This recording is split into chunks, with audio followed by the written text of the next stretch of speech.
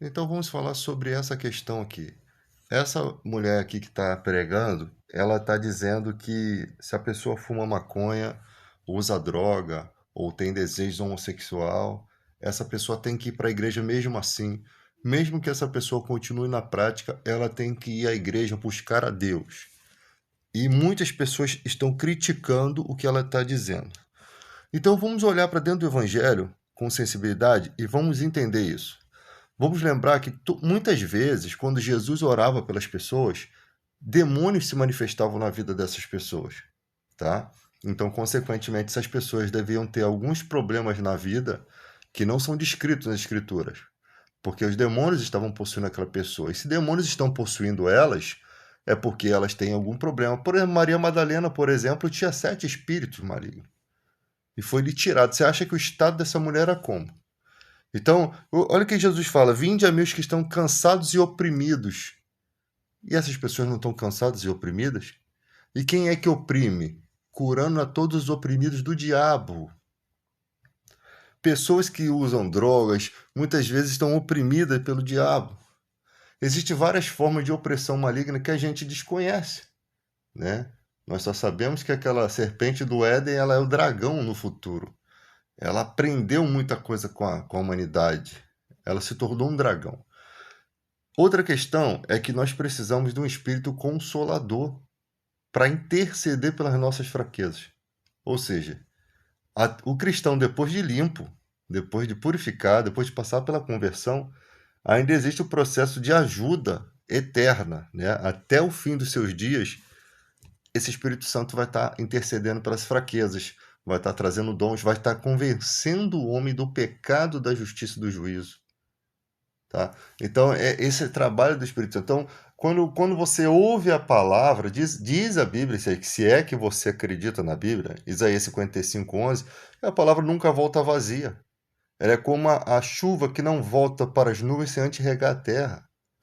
Diz que ela tem poder para separar, dividir juntas e medula. Lá em Colossenses 1,13 diz: Ele nos tirou do império das trevas e nos transportou para o reino do Filho.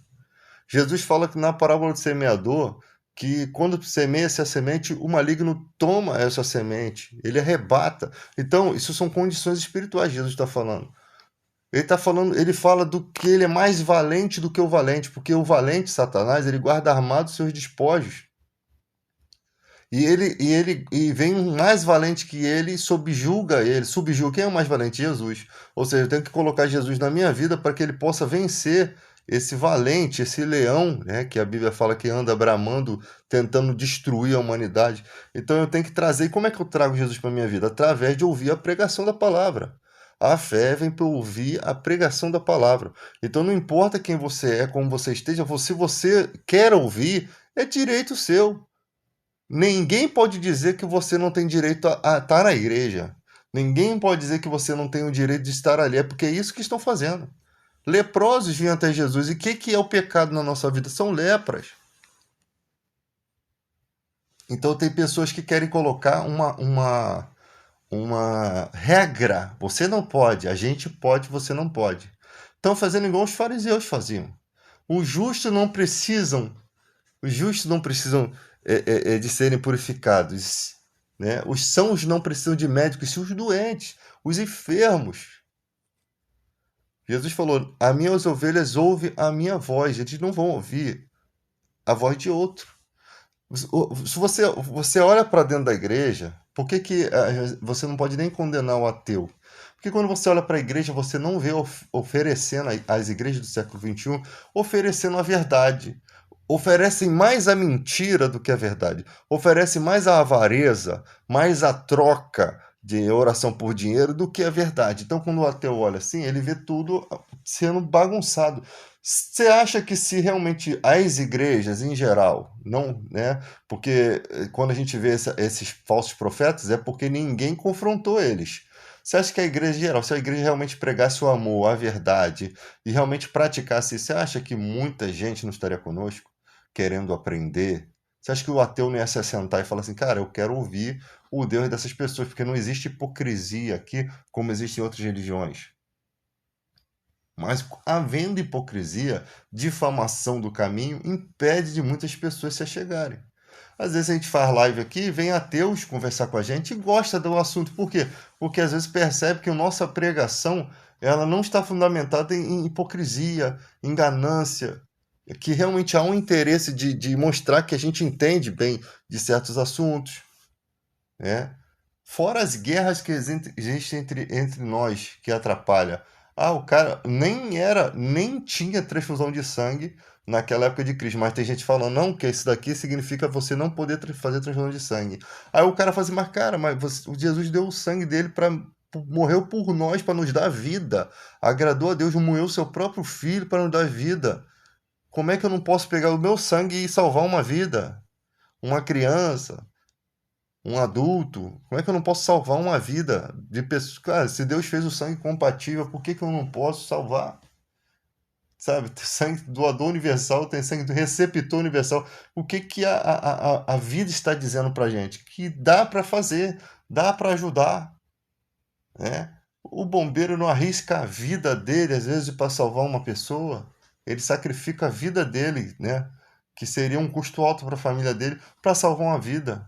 Se fosse simplesmente uma doação de sangue, qual o problema que tem nisso?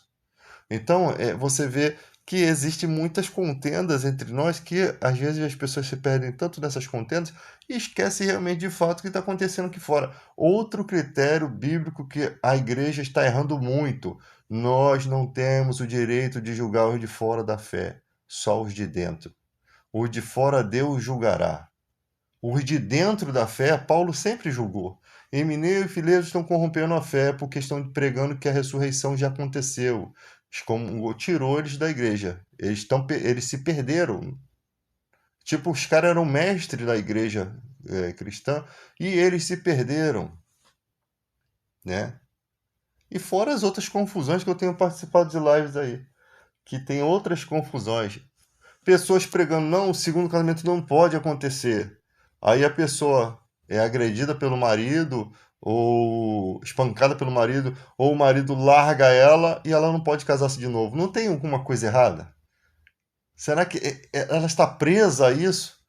Aí quando você vai lá no texto, Paulo diz: se o irmão descrente quiser se apartar do cristão, todavia o irmão crente não está sujeito à servidão, porque Deus nos chamou à paz. Quando Paulo diz isso, lá naquela igreja lá existia uma igreja de Corinto que veio de mestre da sinagoga. Teve um mestre da sinagoga lá um principal da sinagoga que se converteu. Então, quando esse homem passou com a casa dele toda a pregar o evangelho de Cristo. Então, quando Paulo fala isso, usando a Mishnah, que é uma carta, que é a carta oral dos rabinos, né, a forma oral dos rabinos ensinar, aquele povo entendeu que poderiam se casar novamente. Se foi abandonado. O padrão das leis não pode ser aplicado a quem não conhece a verdade. E lembrando que os judeus, eles têm a verdade desde pequeno. Eles aprendem as leis desde pequeno. Já o gentio não, ele vem para o evangelho de Cristo crescido. Ele não passa aquela transformação de vida toda. Por isso que a exigência da lei é muito forte, porque desde pequeno o cara aprende a lei. O gentio não, ele viveu no mundo, no pecado mesmo, no mundo perdido, e ele conheceu a Cristo. Ele é uma criança no reino de Deus. Então você não tem como aplicar coisas pesadas da lei de imediato, né? Ainda mais na cidade de Corinto. Como é que um cara vai viver solteiro com uma prostituição em volta? Então, se o descrente quiser se apartar, a lei de Deus não se aplica ao descrente. Ela se aplica ao crente.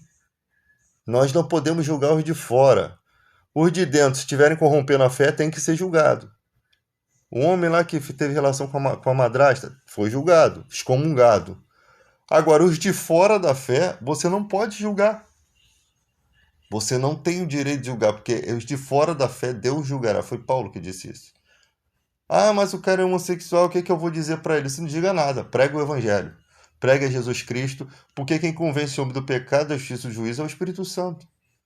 Então, quando uma pessoa, mesmo usando drogas, mesmo passando por todo esse processo, ela vem até a igreja, é porque ela está pedindo ajuda. E você acha que Jesus vai negar ajuda?